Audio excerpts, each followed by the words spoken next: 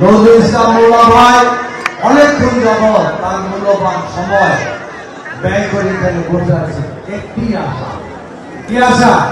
এই বর্ণনার ভাই বোনরা আপনারা যারা আছেন, নজরুল ইসলাম মোল্লা ভাই আপনাদের কাছে ভোট চান। বুঝলেন তো আপনারা? সরকার লোক যা বলে তা করে। তারেক রহমান সঠিক লোকের হাতে ধানের শীষের প্রতীক দিয়ে বরগুনার এই নজরুল ভাইকে জিতানোর জন্য আপনারা যারা সেখানে ভোটার আছেন, ভোট দিবেন দয়া করে। ওইখানে আমাদের একজন আরেকজন প্রার্থী আছে নুরুল ইসলাম মনি, ওইখানেও যদি আপনারা যারা ভোটার হন ভোট দিবেন। আর অন্য কোনো জায়গারও যারা ভোটার আপনারা ধানের শীষে ভোট দিবেন। বাগদার ভোটাররা ধানের শীষে ভোট দিবেন।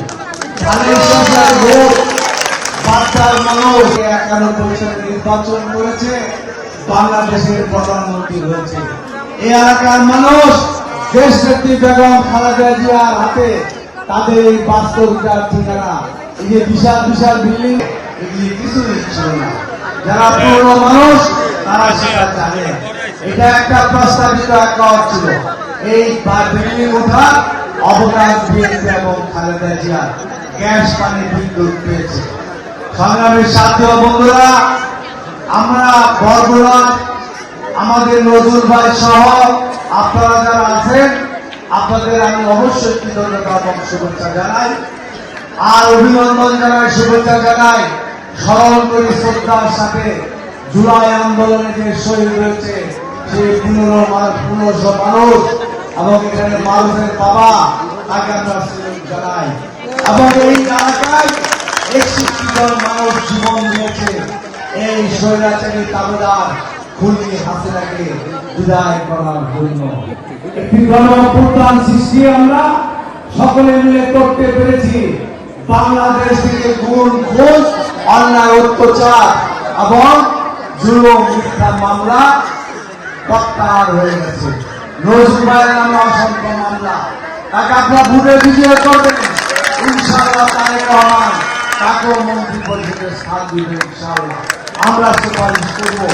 এবং আমি ইনশাআল্লাহ নির্বাচনের পরে নজরুল ভাইয়ের এলাকায় ঘুরে দেখতে যাব, উন্নয়নের সহ যাকে যা বলতাম ইনশাআল্লাহ আমরা বলবো।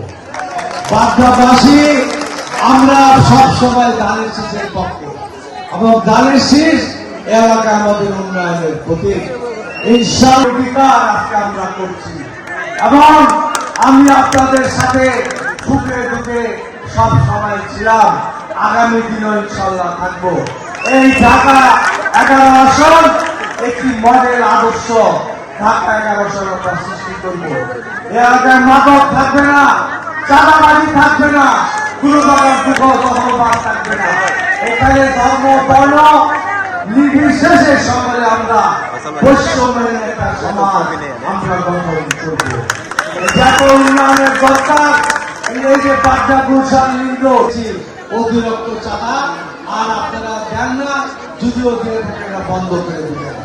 হকার ভাইরা তারা কোনো চাঁদা এখন দেয় না, আমরা সেটাও মাইকিং করেছি।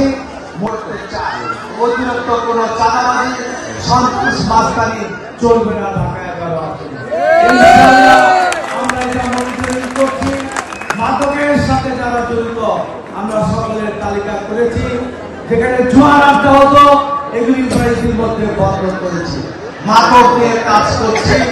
ইনশাআল্লাহ আমাদের কোন লোক